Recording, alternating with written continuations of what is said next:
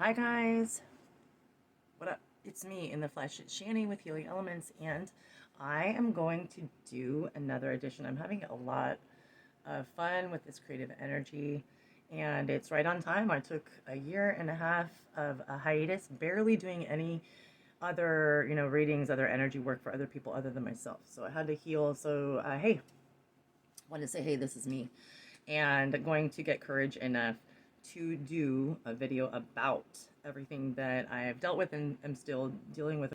That being said, I wanted to do another archetype analysis, and this one is really fun. It'll probably be really long.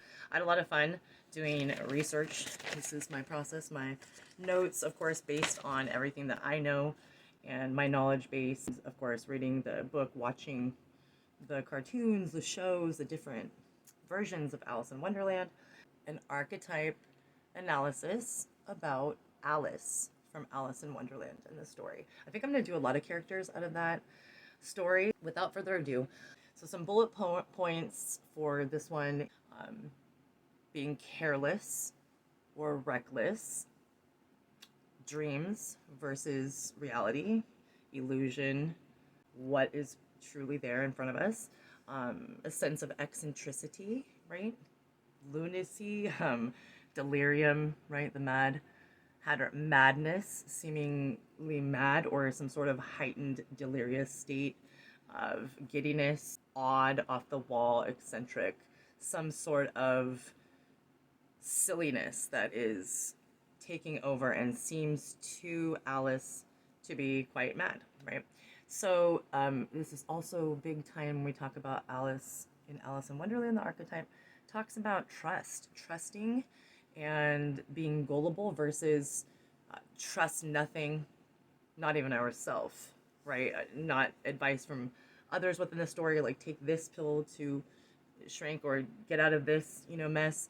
I trust our self to come back to a moderate place and be mindful of following curiosity to the point of recklessness, carelessness, as I said.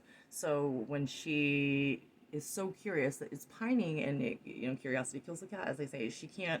Alice in this story cannot help herself but follow the curious, mysterious rabbit, and that leads her on an unexpected adventure. So that's another theme: unexpected journeys, unexpected adventures, unexpected awakenings to a new reality, unexpected awareness of different dimensions, being in another unfamiliar dimension and feeling the strain and uncomfortability of that once you realize that you don't quite fit in or don't know how to get back into your comfortable state where your surroundings are, right?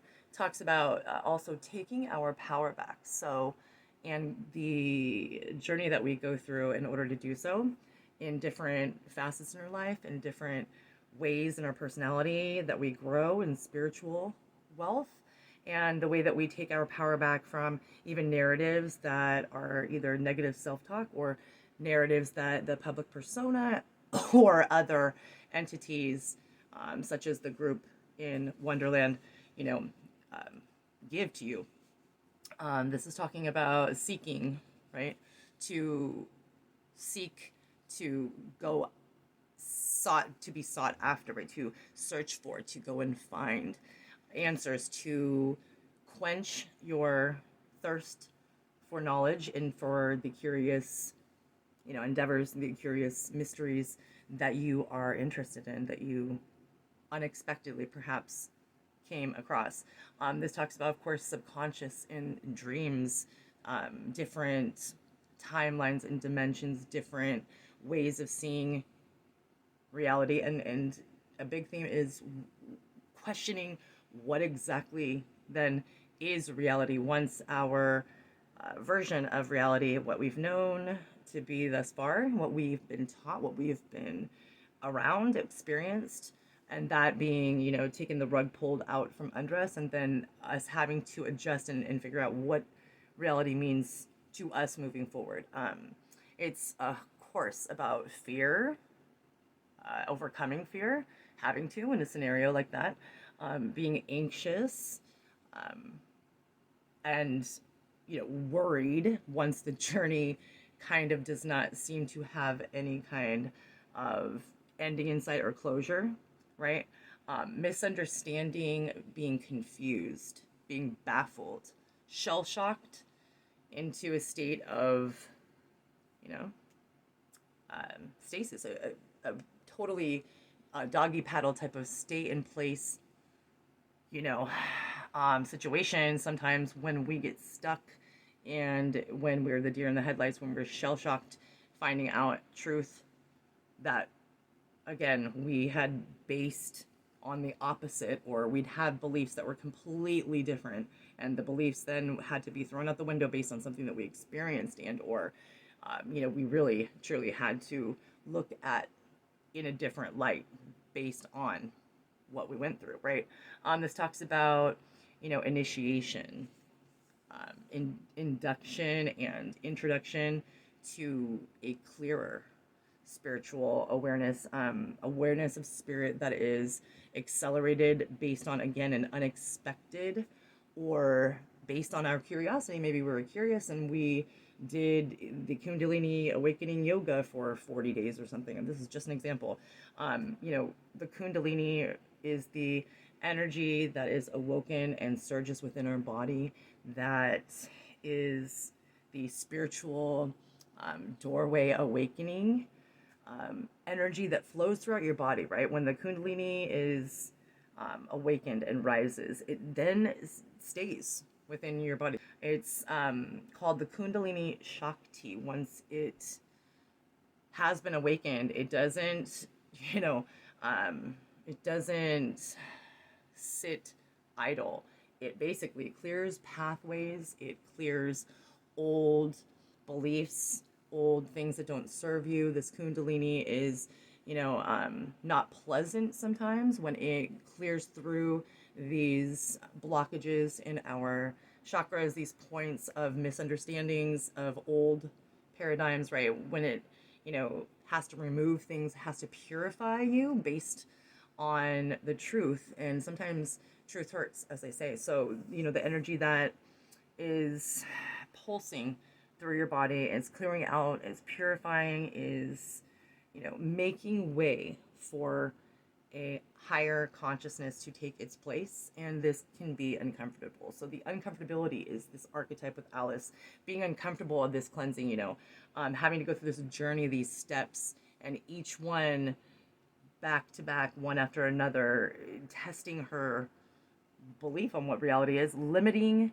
her thinking to a before and after, due to the fact that she is unraveling what she once thought to be the truth, and going through all kind of different coming of age, or vision quest type of coming of your own understanding of spiritual and emotional maturity, right? I think that we can talk about, getting lost within a world that is not our own, right? And how we can get fixated on that and obsessed with it.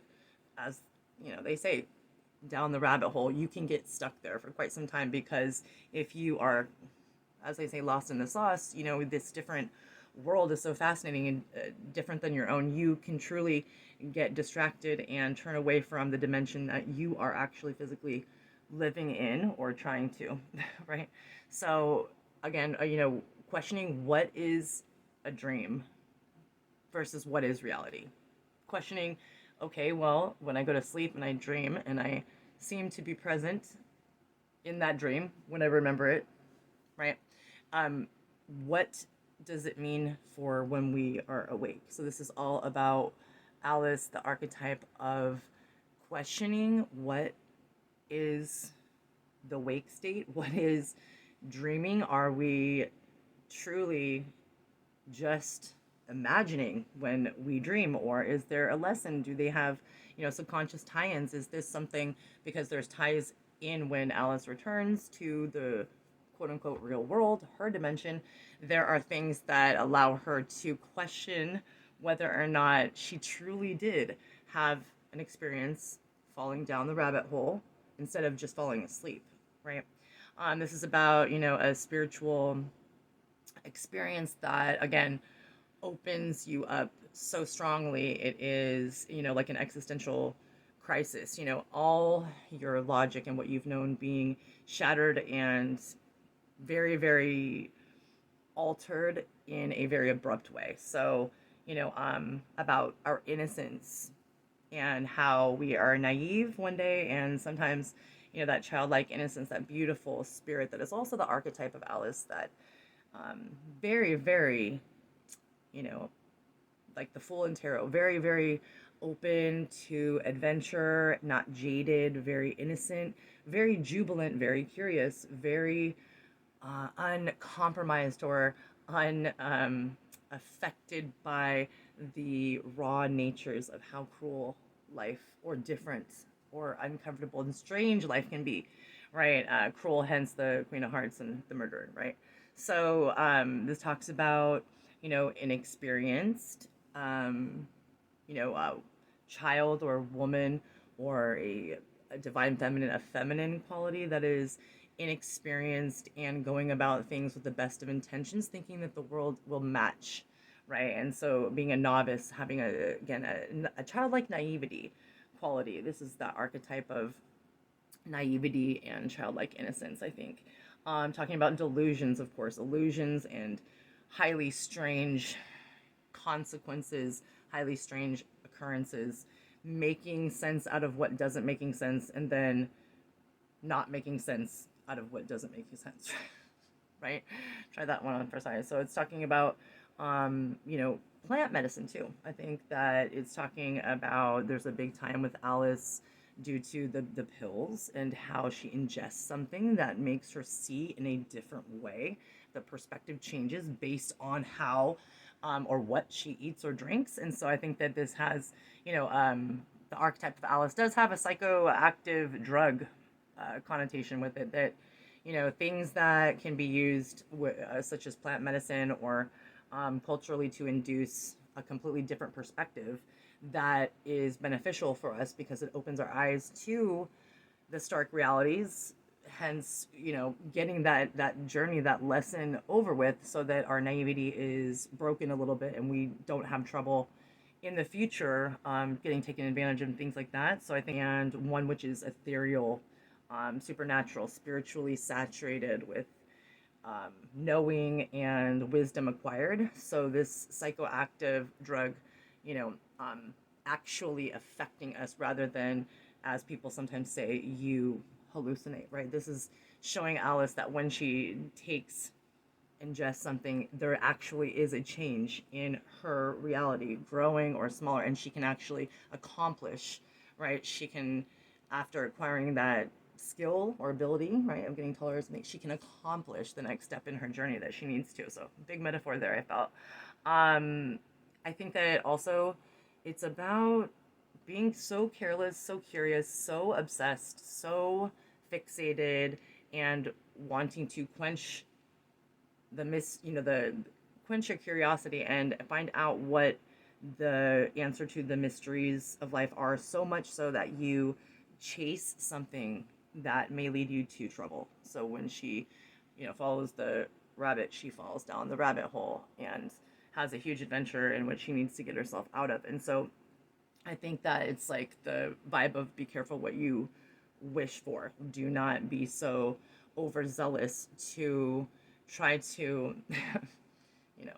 go out a-blazing, because when you ask, you will receive. So when you are curious and actually chase the knowledge, you will find out. And sometimes it can be starkly, abruptly shocking, and again, ensue an existential crisis, right? Like I've had it so many times, including recently, where there's just some pretty wild stuff that I'm having to, integrate into my reality, and I'm good now. I've gone through an upgrade of acceptance, but it is, it's when you have a spiritual awakening, you still can have these moments of, dark nights of the soul in which you are realizing that it's highly strange, based on what you've experienced and the conclusions you have to form, and what you've seen cannot be unseen, right? And so basically,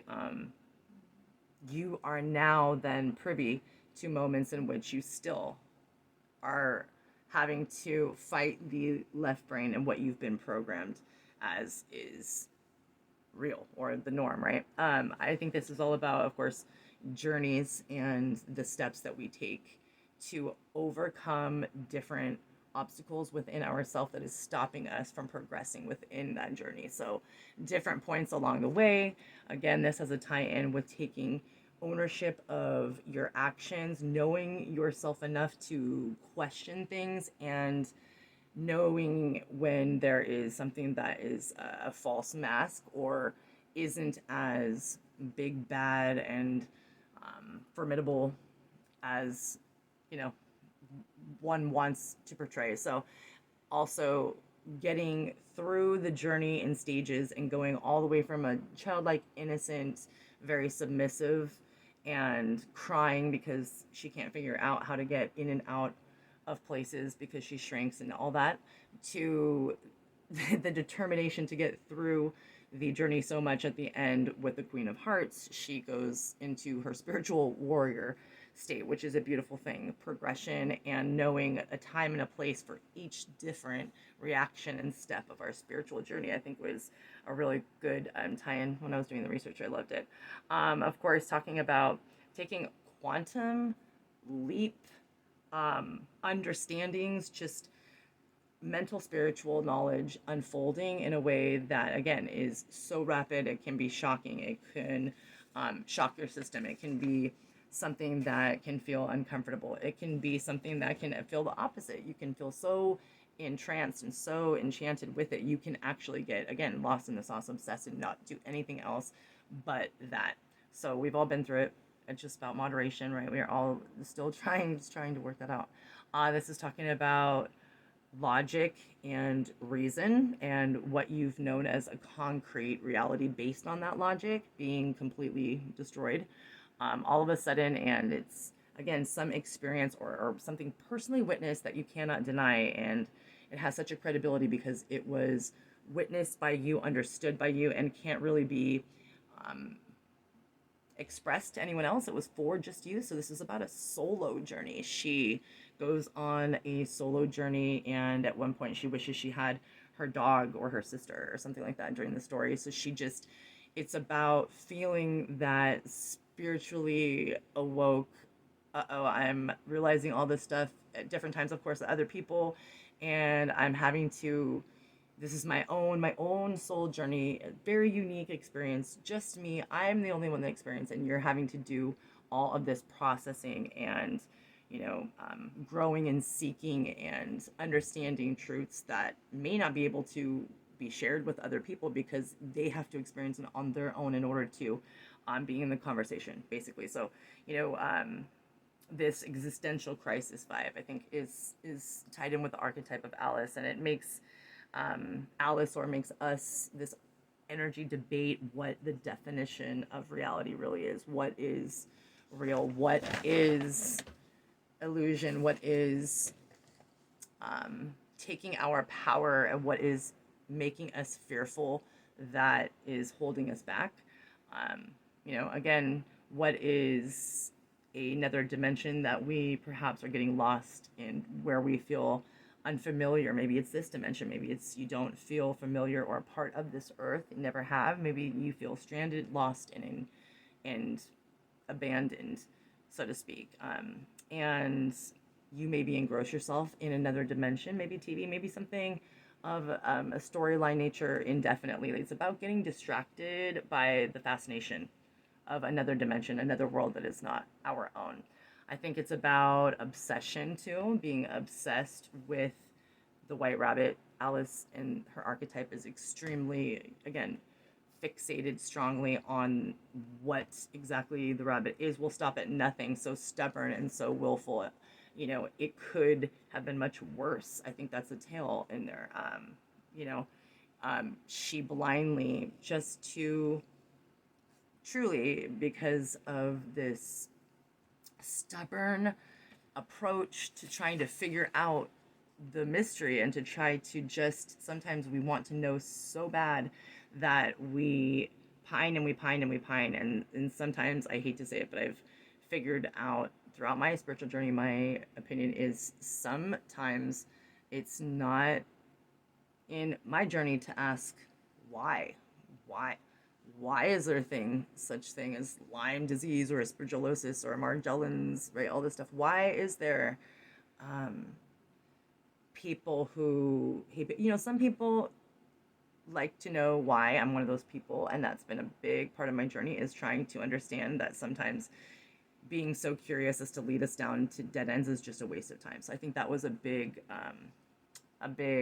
theme I found with the archetype of Alice from Alice in Wonderland. I think that, sovereignty and owning our individualism, right? I think that coming to our own conclusions is a big archetype with Alice, taking, again, back our power, ownership of one's power to overcome, um, you know, going beautifully through stages of awakening or understanding, from the childlike innocence that we all at some point do feel, that demeanor to the warrior style at the end, and having to truly, without, um, without bowing down or without having to be submissive in a way in which you feel that it's not fair, you are able to be authentic in your power and say, no, I'm sorry, that's not going to happen.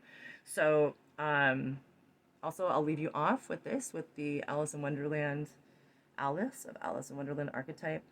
Talking about learning that statements told to us by others rather than us experiencing it on our own tend to confuse us, and we could go two ways. We could dismiss it and it could be important information, or it could be completely false and we can latch on to that. So I think that there's a big lesson on disinformation, rumors, um, assuming, judging people or places, things, and thinking about a subject entirely, guiding other people even about a subject, and saying that it is concrete and there's no other way. My motto, if you don't know my motto, I'm all about, I do not think we ever stop learning. I don't think that we should ever be 100% truly on any belief that we clinch onto, because of the fact that we always are changing, learning. Until the day I die, I will be. I think that you always should be an open mind and open sponge to change your beliefs, because if not, it's going to be even bigger existential crisis, right, than it was for little Miss Alice and Alice in Wonderland. So, guys, thank you. Here's me face. Shout out to Ozzy, man. That's so funny. My mom will like that. I wanted to get on here and show my face and say what's up. So thank you for listening to me. Thank you for taking the time about these new videos, checking out these new videos, the archetypes. If you guys have any spirit animals or archetype videos that you want me to do, I'm going to go through the comments, because I know there's a couple of requests I got over the last year and a half when I was sick and I have not done so. So I'm going to do my best to do those. And still, as I am fortunate enough to be home and not working and being supported financially, I can heal with, my regimen of supplements over here, and just continue to do the very aggressive treatment, to get myself into a state of perpetual health, which I'm feeling really good, about like 65-70% now. So stoked. Thank you guys. Blessings, love, and light. I really appreciate all of you guys.